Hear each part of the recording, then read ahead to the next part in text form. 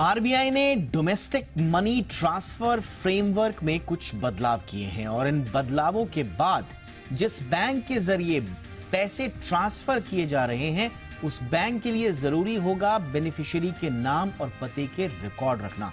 RBI के इस बदलाव पर ज्यादा जानकारी लेते हैं मेरी सहयोगी एकता सूरी से, जो कि मेरे साथ स्टूडियो में मौजूद है। एकता, डिटेल्स दीजिए, क्या है ये नए नियम?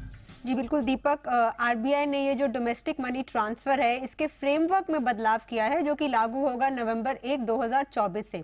अब इस फ्रेमवर्क के बदलाव से होगा क्या कि अगर कोई कैश पे आउट हो रहा है तो जो रेमिटर बैंक है जहां से वो पैसा निकल रहा है या फिर कोई बैंकिंग कॉरेस्पॉन्डेंट है उसके लिए ये मैंडेटरी हो जाएगा कि वो बेनिफिशियरी यानी कि जो पैसे रिसीव कर रहा है उसका नाम और पते का वो रिकॉर्ड रखे।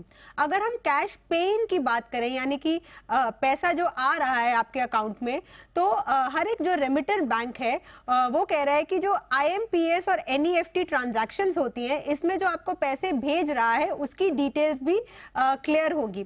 इसके अलावा जो रेमिटर है यानी कि जो पैसे भेज रहा है उसे ऑफिशियली वैलिडेट करना होगा रेमिटर बैंक यानी कि जहां से पैसे जा रहे हैं, या फिर बैंकिंग कॉरेस्पॉन्डेंट को एक फोन कॉल के जरिए या फिर ऑफिशियली वैलिडेटेड डॉक्यूमेंट्स के जरिए। ये केवाईसी के तहत जो है अब ये अहम हो गया है।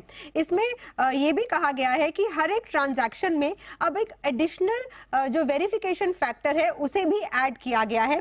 और साथ में ये जो पेमेंट सिस्टम जो ये जो फ्रेमवर्क है इसमें ये बदलाव इसलिए जरूरी बोला गया क्योंकि जब ये फ्रेमवर्क बनाया गया था तब उतने बैंकिंग आउटलेट्स नहीं थे, उतने पेमेंट सिस्टम्स नहीं थे, क्योंकि इनमें दिन ब दिन इजाफा हो रहा है। इसीलिए ये जो डोमेस्टिक मनी ट्रांसफर फ्रेमवर्क है इसमें आरबीआई ने इसमें बदलाव किया है। दीपक, शुक्रिया एकता इस तमाम जानकारी के लिए।